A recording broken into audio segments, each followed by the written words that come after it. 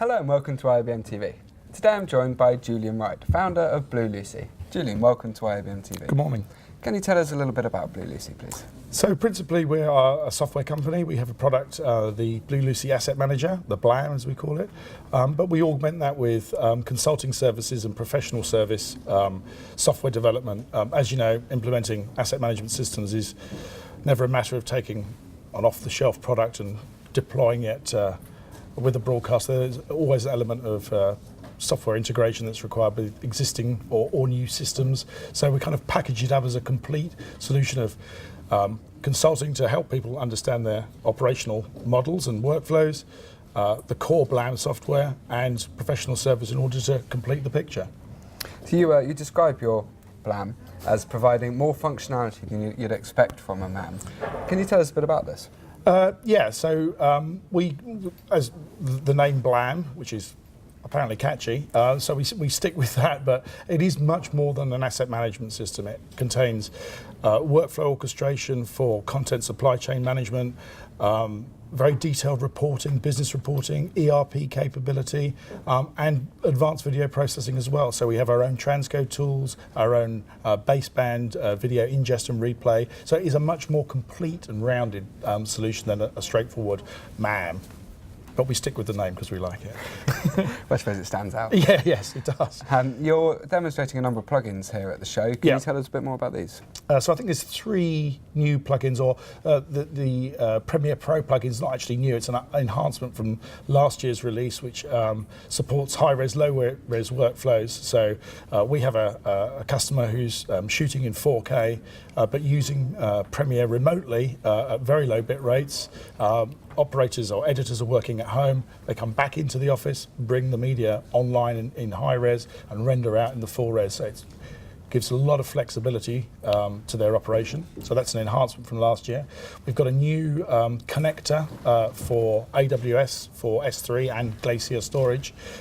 That's quite intelligent as well. Not only does it manage the connection between your on-the-ground storage or nearline and the AWS cloud-based storage tools, but it also does monitoring, so it can highlight the cost of a restore. A number of people are concerned about costs of big restores, so within the system we've got some traps and triggers to say, you know, you don't have authority to carry out a restore of this size, you need to get approval. So it wraps up the AWS storage very nicely within the BLAM, but also has some safeguards to prevent crazy restores from that expensive resource. And the final piece is a new field uploader component. So it's an application for a browser-based tool set, as we've been espousing for some time. We've actually created a little desktop application which is used for it's like a media card importer, which can be used in your on-premise or in the field, and it allows content to be pushed directly up into the BLAM.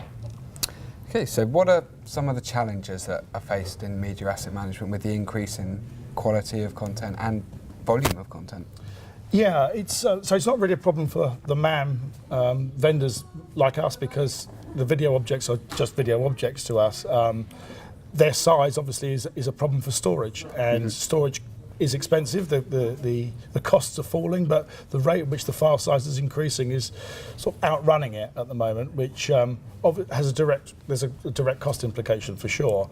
I think that some more efficient codecs which are used for streaming aren't necessarily being utilised that well for archiving. People tend to archive in very, very big formats, which, you know, with very low compression ratios, which is, I understand why that's done for future quality, but it is an expensive choice to make. And I think that perhaps broadcasters and content owners should look again at some of the high efficiency codecs, because, you know, it's not a question of quality. High bit rate doesn't necessarily relate to quality. Yeah. Okay, so what's on the horizon for Blue Lucy?